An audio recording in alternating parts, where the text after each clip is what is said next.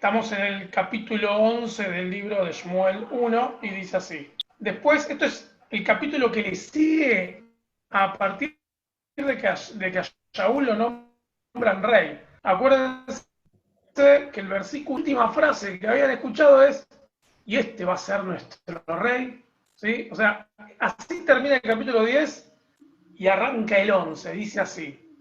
Después subió Nahash el amonita y acampó contra Yabesh de Gilad, y todo lo de Yabesh dijeron a Nahash, haz alianza con nosotros y te serviremos. ¿Sí? Y Nahash el amonita les respondió, con esta condición haré alianza con ustedes, que cada uno de ustedes se saque el ojo derecho y ponga esta ofrenda sobre todo Israel. ¿Sí? ¿Qué pasa? Viene Nahash. Nahash, aparte de la traducción, Nahash es serpiente, víbora, ¿sí? Un turro. Viene Nahash, ¿sí? El líder de los amonitas, y les dice, vamos a conquistar acá, ¿sí? El Yabesh de Galad, vamos a conquistar. ¿Y qué hace la gente de Yabesh de Galad? Le dice, no, bueno, mirá, no nos ataques, no nos mates, ¿para qué ir a una guerra innecesaria? Nosotros te vamos a servir, ¿sí? ¿Qué querés? Bueno, no hay problema. ¿Saben qué vamos a hacer? Sáquense el ojo derecho todos ustedes, y a aquella persona que se saque el ojo derecho yo voy a saber que es parte de esta dominación. Y el que no, bueno, pasa la espada por el cuello. Ahora, piensen por un segundo lo que es muy interesante. Este lugar de, ¿sí? Y al ser parte del nuevo, todos me están haciendo así, y yo creo que porque no se escucha, ¿no? Se te entrecorta todo, Bueno, ¿qué fue lo último que me escucharon? Charo. Lo último que se entendió fueron lo que leíste en castellano. Sáquense los ojos, fue lo último. Sí. Si yo Yo quito la escuché el texto cámara, y la si explicación. yo quito la cámara, La ¿se escucha explicación mejor? donde le dijo que se tienen que sacar el ojo derecho, eso fue lo último que se escuchó. Bueno, si yo quito la cámara, ¿ustedes me escuchan mejor? Sí, se escucha bien. Sí, porque quizás consume menos datos así. Entonces, a ver, Ori, ¿no es mejor que todos quitemos la cámara para que se escuche cuando el internet es malo? no. Cada uno tiene su propio internet. El que tiene problemas en su casa, sí, quite la cámara, porque consume menos datos. Ahora, volviendo a la clase en sí, es esto. Viene un tipo medio loco a conquistar a Yabesh de Galad y le dice que se No tiene que se sacar el ojo escucha. derecho si quieren hacer la paz. Entonces, ¿qué es lo que va a pasar? La pregunta es, ¿a quién pide auxilio la gente de Yabesh de Galad?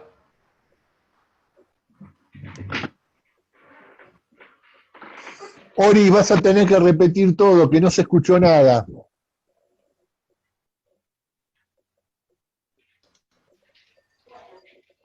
Entonces, si no se escucha nada claramente, ni siquiera Ori, son mis No se datos, escucha ¿sí? nada, Ori. Escucha. un segundo. Nada, Ori, se te corta todo.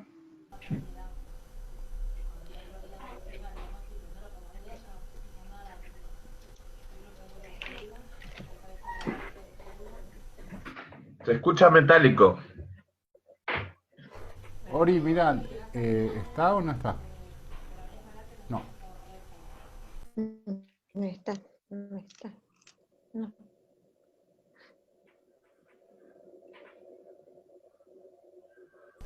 Ori, Volvimos. escúchame, Vamos a intentar otra vez. ¿Sí? Me está... mira, ¿te puedo aconsejar algo?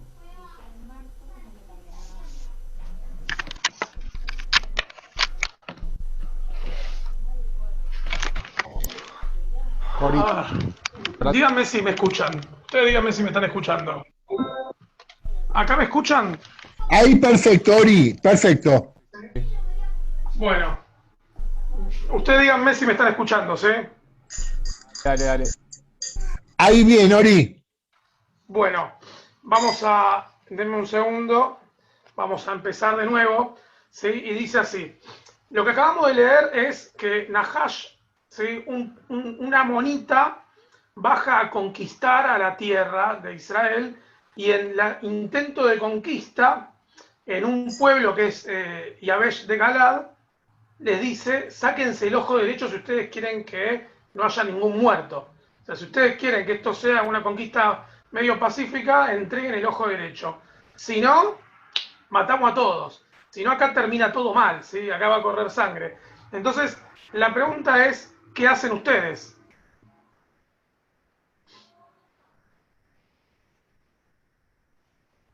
Salir ¿Alguien que me corriendo, responda qué va a hacer? salir corriendo, no sé, porque te da dos opciones horribles, o te sacás el ojo o te morís. Perfecto. La pregunta es, llega la gente de Yabesh de Galad y ¿a quién le pide auxilio? ¿A quién pide refugio? ¿O ayuda a que alguien venga a hacer algo? Al rey. Perfecto, pero la pregunta es, ¿el rey tiene entidad de rey? Lo acaban de nombrar, yo qué sé. Lo acaban de nombrar, yo qué sé. Bueno, esa es la respuesta. Entonces vamos a ver cómo sigue la historia. La historia va a seguir más o menos así. Dice así. Entonces los ancianos de Yabesh le dijeron, danos 7 días para que enviemos mensajeros por todo Israel. Y si no hay nadie que nos defienda, saldremos a ti. ¿Sí? Entonces, acá viene la parte más divertida y es, la gente mayor de Yabesh le dijo, danos 7 días y si encontramos a alguien que salga a defendernos, vamos a la guerra. Si no, nos entregamos, nos sacamos el ojo derecho. Entonces, la pregunta es, ¿qué hacen si ustedes son los amonitas? ¿Le dan los 7 días o atacan directo? Atacamos. Hay que atacar directo. Atacamos directo, pero y la pregunta es, ¿por qué los amonitas le dijeron, bueno, dale, te damos 7 días? Y porque sabían que no iban a tener ayuda. ¿Por qué? Y porque no tenían rey, no tenían ejército, no tenían nada. Está muy bien, esa es la respuesta real. No tenían ninguna representación. Nadie los estaba representando. Entonces, es como que de alguna forma Nahash dice, pero ¿sabes qué? Te doy una semana, tranquilo, total, vas a terminar viniendo y sacándote el ojo derecho. Y yo no voy a gastar, no voy a ensuciar ni una espada, no voy a perder ningún soldado. Entonces, te doy, ¿sabes qué? ¿Querés una semana? ¿Querés 15 días? ¿Querés una cuarentena entera? Te la doy para que te tomes tu tiempo. Ahora, ¿qué hace la gente de Yabesh de Galad? Dice el texto, dice que llegando los mensajeros a Gabá, pues se fueron a recorrer, mandaron gente por todos lados a buscar a alguien que salga a defenderlos, ¿sí? Acá claramente está hablando y está dejando en claro que no había un reino, que no había una unión social, que no había nada. Lo que está dejando en claro acá el texto es que eran como pequeñas ciudades que pertenecían a un todo, pero ese todo no había nada, no había una unión, no había comunidad, no había nada. Entonces así, llegando los mensajeros a Gabá de Shaul, ¿sí? Dijeron a Gabá, la ciudad de Shaul, dijeron estas palabras en oídos del pueblo y todo el pueblo alzó su voz y lloró.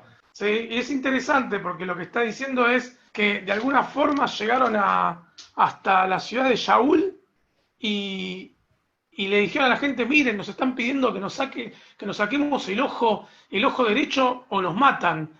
¿Y qué hace la gente? Se pone a llorar. ¡Ay, pobrecita la gente de Yabesh de Galad! ¡Caramba, pobre gente! Se va a tener que sacar el ojo derecho. Sí, pero ¿por qué tan pancho siempre, pueblo judío? O sea, te están amenazando de matarte o sacarte el ojo, salí a defenderte un poco. Bueno, No solo ahora eso, vamos a ver qué tenían pasa, a ¿sí? Shem. Entonces dice así, ya había una y aquí, relación. ¿quién está hablando? Perdón. Perdón. No, que ya ellos tenían una relación con Hashem. O sea, ellos están pidiendo un rey como tienen todas las naciones. Pero porque estaban descartando a Hashem. Pero eso les trae este temor. Este es mi pensamiento. O sea, al bajar el nivel de Neyamá, de bajarse y conectarse con lo humano, pierden la protección de lo divino, aquello que te quita el temor. No, bueno, pará, porque vos estás hablando desde un romanticismo judío hacia Dios y hacia la tradición, y vos todo lo estás viendo como un acto divino, y vos tenés que ver esto como procesos históricos, ¿sí? Okay. Como situaciones históricas. Lo primero que pasa es, el primer rey de Israel es un rey completamente pelele, un rey que se eligió solamente porque era fácil de dominar. Sí. Porque ¿quién lo elige? Shmuel elige al rey, ¿sí? El pueblo. No, el pueblo no lo elige. No, Samuel. El pueblo no lo elige, lo elige Samuel. De hecho, el pueblo, en el capítulo anterior, lo primero que dice es, y este va a ser nuestro rey, ¿sí? Este personaje va a ser nuestro rey. La gente lo quería matar, lo vimos la semana pasada. Ahora, ¿por qué Shaul es el rey? Que es lo que vimos la semana pasada. ¿Por qué Shmuel elige como rey a un tipo que no puede cuidar ni dos burritas? Porque es fácil de manejar. Porque cuando el pueblo le pide a Shmuel un rey, lo que le está diciendo es, vos no nos representás. Entonces, como vos no nos representás, queremos un rey como todos los demás, no un sacerdote que maneje los designios nuestros. No queremos un pueblo, un reino teocrático, sino que queremos un reino como el resto de los reinos. Entonces, a partir de entender ese concepto, yo me estoy moviendo por la casa y quiero saber si más o menos se va escuchando. A partir de entender ese concepto, la pregunta es,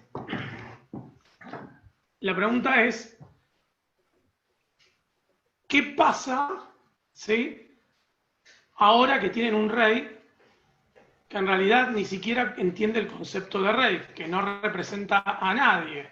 Viene un pueblo de afuera a conquistar una esquina de lo que sería el reino de Israel, y ellos casi que firman la paz y se sacan un ojo para no morir, porque claramente en Israel no hay nada, no hay ejército, no hay representación, no hay nada. Entonces, si lo piensan por un segundo, es más factible para Yabesh de Galad quitarse el ojo que todo el reino los vaya a defender. Y bajan a la tierra de Galad unos representantes, porque mandaban representantes por todos lados, mandaban representantes a decir, miren lo que nos va a pasar, por favor, alguien que nos venga a defender. ¿Y qué hace la gente? Llora. ¡Oh, pobrecito! Yabesh de Galad, qué lástima, Harán, me parte en el alma, van a tener que sacarse un ojo. Es terrible. Colorado, decime. Sí, a ver, pienso que, según lo que vos decís, no hace falta que haya representación para que haya ejército, porque en una situación, digamos, diferente, ellos podrían haber mandado mensajeros buscando a alguien que los defienda, y las otras ciudades podrían haber respondido, que es como otro tipo de solidaridad u organización se refiere. Por algún motivo el pueblo de Israel en ese momento no se organizaba de esa manera, o sea, no estaba organizado y no tenía esa clase de solidaridad entre regiones o entre ciudades. El pueblo de Israel por eso fue que pidieron al rey. El pueblo de Israel no estuvo organizado, y que claramente por falta de organización es que piden un rey, una persona que maneje la batuta, una persona que les diga, vamos para allá, y nadie podía decir que no. Claramente cada uno miraba a su pueblo, su tribu, y se preocupaba por lo suyo. Entonces, acá viene la parte más importante. Van a la tierra donde está Shaul a contar lo que está pasando, la gente se pone a llorar, y acá viene la parte más divertida de la historia, ¿sí? Y dice así, el versículo 5 dice así, y aquí que Shaul venía del campo tras los bueyes. ¿De dónde viene Shaul? De laburar, estaba laburando. El rey seguía laburando, seguía ocupándose del campo. ¿Por qué? Porque no asumió su rol de rey. Entonces dice así, y aquí que venía Shaul tras los bueyes, y dijo Shaul, ¿qué tiene el pueblo que llora? ¿Por qué están todos llorando? Y le contaron las palabras de los hombres de Yabesh. Y al oír Shaul estas palabras, el Espíritu de Dios vino sobre él con poder y se encendió en ira de gran manera.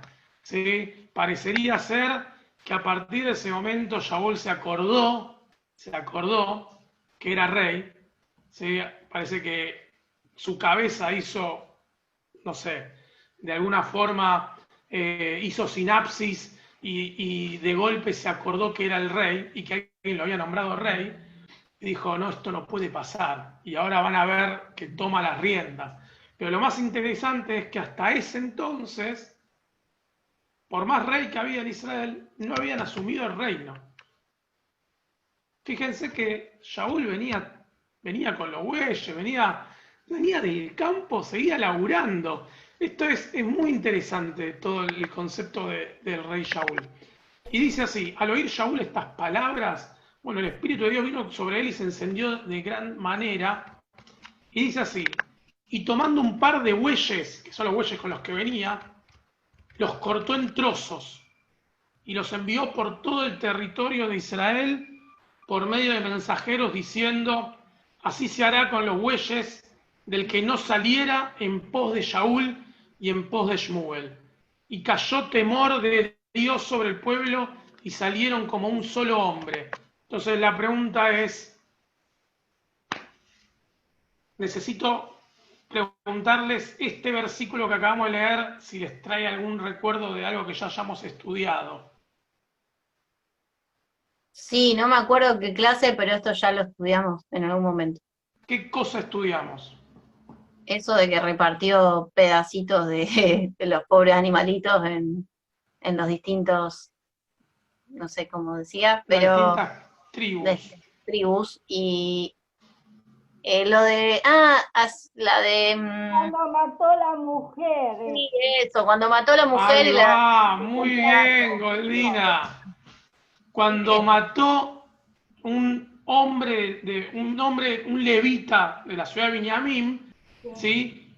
¿Qué pasó? No sé si se acuerdan, mata a su mujer, ¿por qué? Bueno, no hay un motivo para matar a una mujer, ¿no? Es un femicidio. La mató por su condición de mujer, pero no solamente la mató por su condición de mujer, porque la había sino que engañado. además, ¿cómo? La había engañado. Porque la había engañado, pero además de que la mata porque la había engañado, lo más interesante, no sé si se acuerdan, es interesante como dato de color, no de lindo. Lo más interesante es qué hace que la violen todos, A los del pueblo. a la mujer hacen que la violen todos toda la noche, y cuando terminan de violar y la mujer queda tirada en la puerta de la casa, la agarra, se la carga en un burro, se la lleva hasta la casa, y cuando llega la mujer está arruinada, la corta en 12 pedazos, ¿sí? Acá saquen a los niños, la corta en 12 pedazos y la distribuye por todos los tribus de Israel, ¿sí? Bueno, lo que nosotros no vimos en esa historia, porque eso es otro capítulo, es qué iba a pasar después. Cuando pasa eso, no sé si se acuerdan que el capítulo termina diciendo, y esto es algo terrible en la historia del pueblo de Israel, y esto no puede volver a pasar, ¿sí? Y el capítulo dice, háblenlo, o sea, como que esto no pueda volver a pasar. Bueno, ¿cómo va a terminar la historia esa al otro capítulo que no lo estudiamos? Todas las tribus de Israel vieron esta masacre y se reunieron. Y dijeron, esto no puede volver a pasar. Y se levantaron en armas, porque, bueno, ¿cuántas armas puede tener un lugar que no tiene ejército? Y fueron a atacar a la tribu de Binyamin y masacraron a casi todos los hombres. Parecía como la guerra del Paraguay, en donde matan a todos los hombres pero dejan a las mujeres vivas. Entonces, de ahí viene el concepto de que Binyamin era la tribu más chica porque mataron a todos, y obviamente iba a tardar muchos años en volver a reconstruirse como pueblo.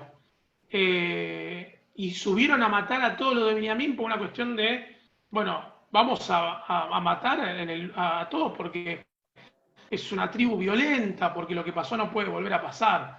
Bueno, medio ojo por ojo, diente por diente terminó siendo. Pero más allá de eso, ese mismo concepto es el que usó Shaul para volver a reunir a la gente. La pregunta es ¿por qué? Lo de Shaul pasó después de esto. No, lo de Shaul sigue después. La pregunta es ¿por qué Shaul, siendo de la tribu de Binyamin, recuerden esto, de la tribu de Binyamin, que es la que fue masacrada, usa esto para volver a reunir a la gente? No sé, tenía un código turbio ahí en la tribu. No, yo ¿Alguien creo más? que quiere copiar lo que hizo el otro, como cuando se juntaron para pelear contra su tribu. ¿Alguien más que quiera opinar? Yo creo que usó la doctrina. Porque... De a uno, de a uno. Sí, que hablen primero. ¿Quién iba a hablar?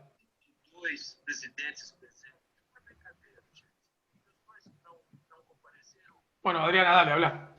Yo creo que usó la doctrina del shock, porque no hay nada más efectivo que el efecto visual. Abrir una caja, encontrar un pedazo de muerto, que en realidad puede ser cualquier cosa, y que te digan vas a terminar así si no venís a pelear, va a tener mejor efecto que cualquier otro llamado más diplomático.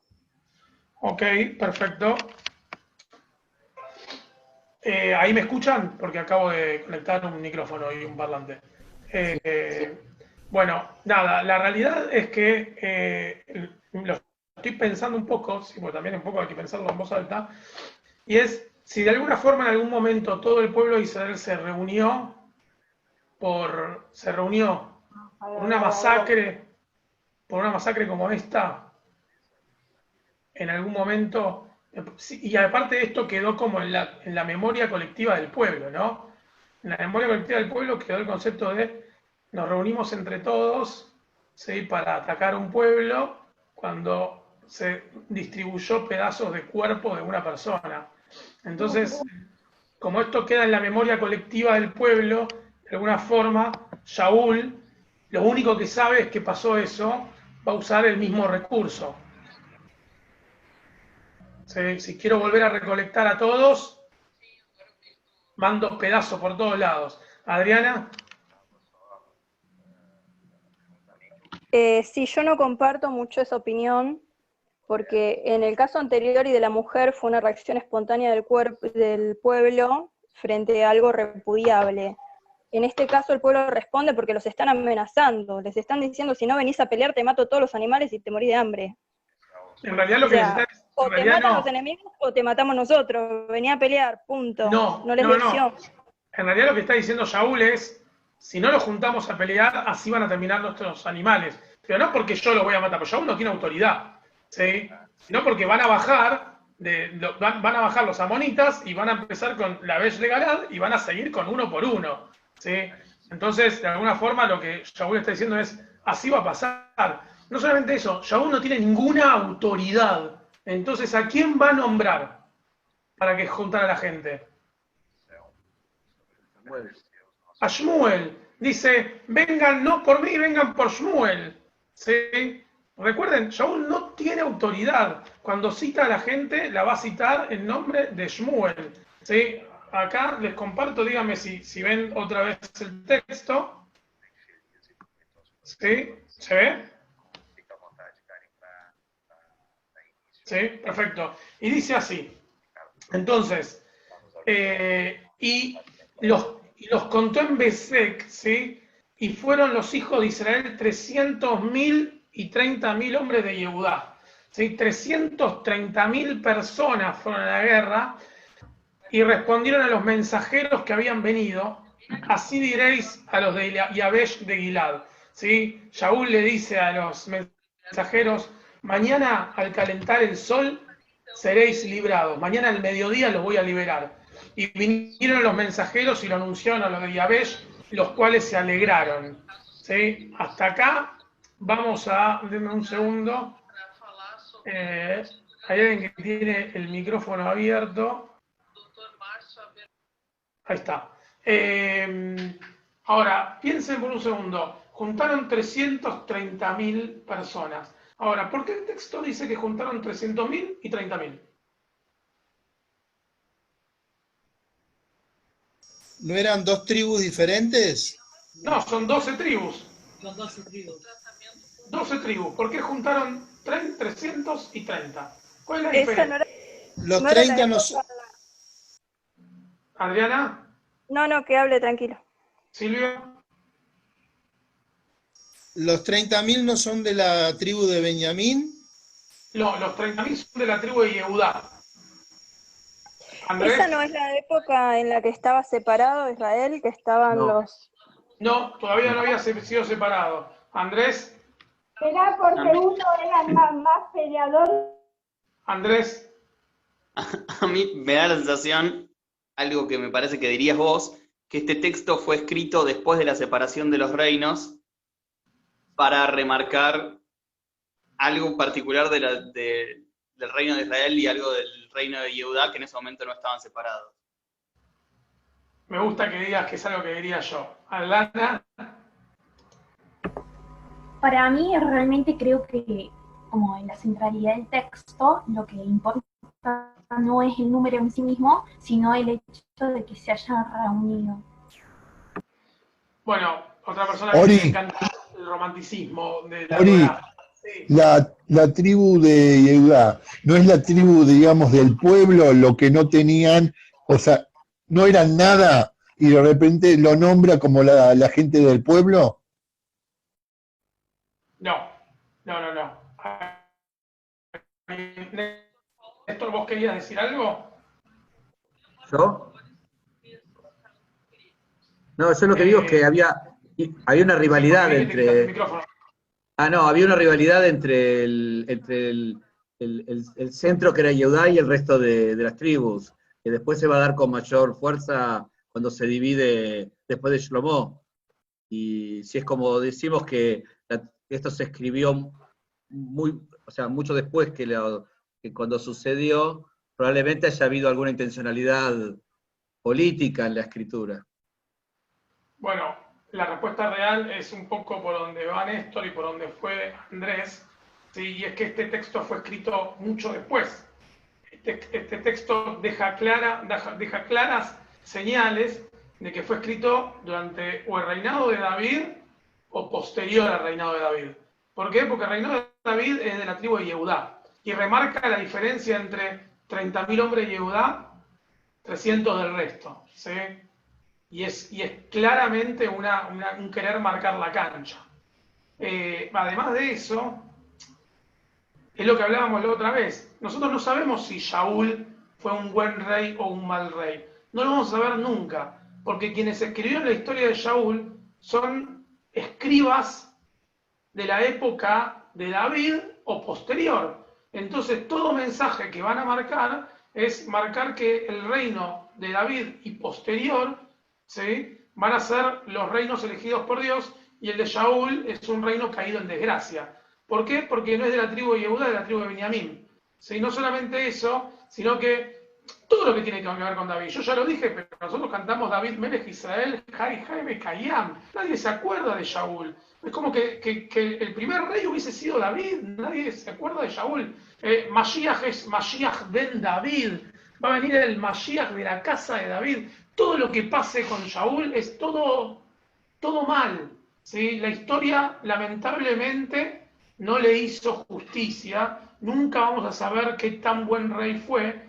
Es un rey que nació de la nada, como un rey que no lo querían, y murió, bueno, se suicida, se tira arriba, se suicida con la espada, después de la muerte de su hijo. Todo lo que pasa con Shaul es toda una vida en desgracia.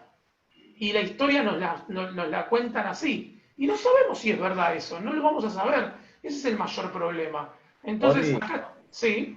¿me puedo hacer una pregunta? ¿Me podés explicar cuál es la definición que vos entendés de romanticismo en la Torá o romanticismo bíblico? Cuando yo digo romanticismo en la Torá es cuando estamos pensando que todos los textos que aparecen en el Tanaj tienen que ver porque fue una inspiración divina. Y no todos los textos son por inspiración divina, que están escritos así. La historia la escriben los que ganan y los que decidieron que querían marcar una línea a seguir. Por ejemplo, les doy un ejemplo claro, hay historias del Tanaj en donde de repente el texto pasa de prosa a texto común y de texto común a prosa. ¿Por qué? Porque hay épocas de la historia en donde uno se escribía en prosa y hay épocas en donde uno escribía de otra forma. Y no puede ser que en el mismo relato haya diferentes tipos de texto. Si hay diferentes tipos de texto es porque fue adulterado. Es porque la historia la adulteraron. ¿Y para qué la adulteraron? No lo vamos a saber. Quizás en ese momento tenía relevancia, ahora no. Cuando uno lee el texto así común, o en español, o lo que sea, no se da cuenta. Pero cuando uno lee el texto en hebreo, se da cuenta de que hay muchos cambios. Le voy a dar un ejemplo claro. En Yom Kippur nosotros leemos la historia de Yoná, en la Haftará de Minjá. ¿Sí? Leemos el libro de Yoná. Cuando nosotros leemos el libro de Yoná, en el capítulo 2, Yoná relata, y el texto está escrito en prosa, de hecho, relata que él hace un rezo, una tefilá, adentro del pez. Y si ustedes llegan a leer, si tienen un Mahzor o lo que sea, y leen el rezo de Yoná dentro del pez, habla del gran templo y habla de que las algas lo están cubriendo y se está ahogando, ¿sí? Que está sufriendo y que ve como una luz desde lo más alto lo ilumina y lo saca a flote. Y en realidad, en la época de Yoná no había ni gran templo, ¿sí? No había algas que lo estaban rodeando porque estaba dentro de un pez, ¿sí? Todo lo que dice ese rezo, todo eso es mentira. Y encima está escrito en prosa, ¿sí? O sea, todo es mentira, pero ¿qué es lo que pasa? Hay que ver qué nos querían enseñar, que hay que ver qué querían marcar en la historia. ¿Por qué digo que es mentira? Porque Yoná es de la época de los Shoftim, todavía no había gran templo, entonces no se puede hablar de un gran templo, ¿sí? No está bien. Esta fue historia adulterada. Yo les puedo contar un montón de historias adulteradas, un día lo podemos ver, pero tampoco quiero que se decepcionen del texto bíblico, ¿sí? Otra adulteración, por ejemplo, es que cuando Abraham pelea contra los 4 reyes, que es una historia muy conocida de la Torá. Abraham pelea contra 4 reyes. Abraham primero va a la ciudad de Dan. ¿Qué ciudad de Dan? Si Dan es uno de los 12 hijos de Jacob, y la ciudad de Dan se fundó muchísimo después, ni siquiera en la época de jueces, sino en la época de reyes. Entonces, ¿qué me están diciendo? ¿A qué ciudad de Dan viajó Abraham? Y no me digan que quizás había otra ciudad llamada Dan antes. No existía, no hay conceptos históricos de eso. Entonces, hay un cambio. Alguien quiso marcar que la ciudad de Dan estaba ahí presente. ¿Para qué? No lo vamos a saber. Así puedo contarles un montón de historias. Pero bueno, vamos a seguir con esta, que es la que hoy nos convoca. Y dice así: y respondió a los mensajeros y le dijeron que al mediodía iban a ser liberados. Y los de Yabesh dijeron a los enemigos: mañana saldremos a vosotros para que hagáis con nosotros lo que les pareciera, ¿sí? Están diciendo: mañana nos vamos a entregar. ¿Sí? Medio que los de Yabesh ya se la creyeron, vieron que iba todo Israel a juntarse a luchar, todos los engañaron y le dijeron: mañana nos entregamos. Y aconteció que al día siguiente dispuso Shaul al pueblo en 3 compañías y entraron en medio del campamento a la vigilia de la mañana. O sea, entraron antes del amanecer, atacaron a los amonitas antes del amanecer. E hirieron a los amonitas hasta que el día calentó. O sea, arrancaron antes del amanecer y hasta el mediodía fueron atacando y atacando. Y los que quedaron dispersos de tal manera que no quedaron 2 de ellos juntos. O sea, los que quedaron se dispersaron. Los pocos que sobrevivieron salieron corriendo para cada uno, para cada lado. El pueblo entonces dijo a Shmuel, ¿quiénes son los que decían: ¿ha de reinar Shaul sobre nosotros? Danos esos nombres y los mataremos. ¿Sí? Como que de repente querían reivindicar a Shaul. Entonces fueron a Shmuel y le dice: ¿quiénes son los que no creían en Shaul? Decinos quiénes son y nosotros los vamos a matar. Y Shaul dijo: hoy no va a morir ninguno, porque hoy Dios nos ha dado salvación en Israel. ¿Sí? Mas Shmuel le dijo al pueblo: vengan, vamos a Gilgal para que renovemos allí el reino, ¿sí? Como vamos a Gilgal para volver a nombrarlo a Shaul rey. Por tercera vez lo vamos a nombrar rey a Shaul, ¿sí? Y fue todo el pueblo a Gilgal e invistieron allí a Shaul por rey delante de Dios en Gilgal, y sacrificaron allí ofrendas de paz delante de Dios, y se alegraron mucho allí Shaul y todo lo de Israel. Ahora, la pregunta es, ¿cuál de los 3 nombramientos de Shaul como rey creen que es el más factible? En 2 semanas tuvimos 3. Y digamos, Están diciendo el tercero. sí, el último. ¿Se sabe qué cantidad, digamos, de gente eran los amonitas? No, no tenemos ni idea. No. Otra cosa que es importante que sepan es que el pueblo de Israel fue a la guerra, pero no tenía herramientas, no tenía armas. ¿Sí? Después en el capítulo, este es el 11, el capítulo 13, no sé si lo vamos a leer acá, pero si lo quieren leer por su cuenta, van a ver que están hablando de que no tenemos armas de guerra, ¿con qué vamos a ir a pelear? ¿Sí? Con el hoz, con la hoz, con las palas, ¿sí? Iban a ir a pelear con otras cosas, pero no tenían espada, no tenían nada, no había herreros en el pueblo, era un desastre. ¿Sí? No tenían ningún tipo de organización. Ahora, ¿por qué yo digo que probablemente este reinado, esta vez sí lo hayan nombrado como rey?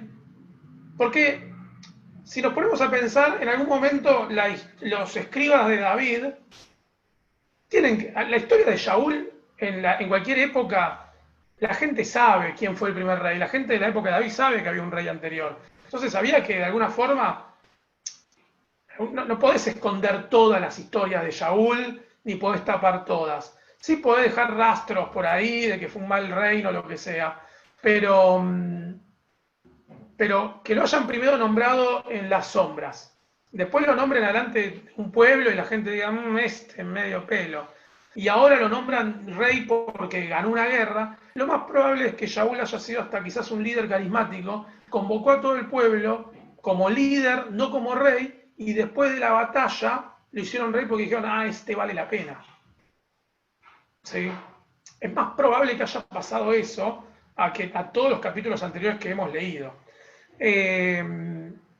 Pero quizás sí es importante para la generación de David y posterior marcar que no hay nada interesante y bueno en la historia de Shaul. Pero obviamente en algún momento cuando escribís hay cosas que se tienen que escapar, porque en la conciencia popular Shaul seguía siendo un rey para la gente de la época de David. Entonces no podés esconder toda la historia.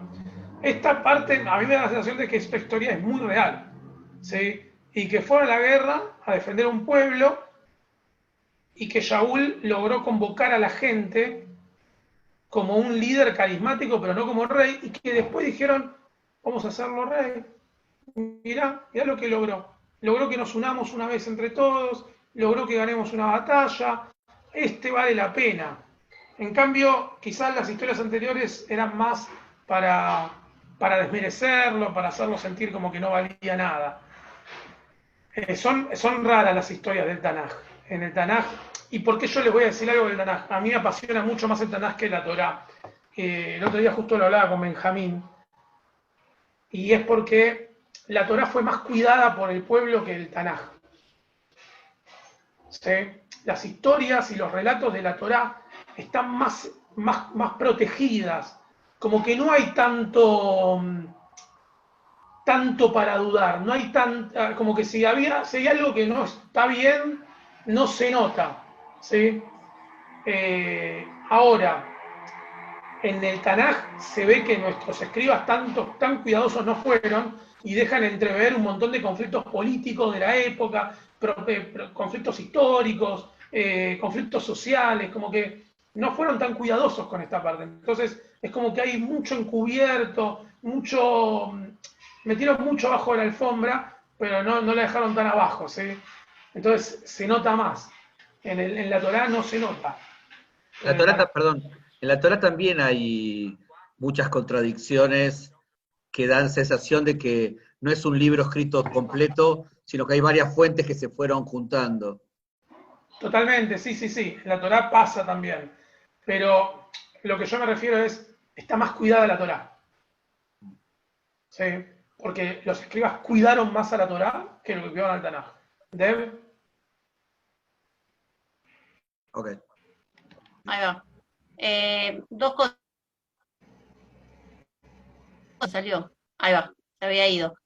Una es un comentario que tal vez toca susceptibilidades políticas y otra es una pregunta. Voy con el comentario primero y después hago la pregunta.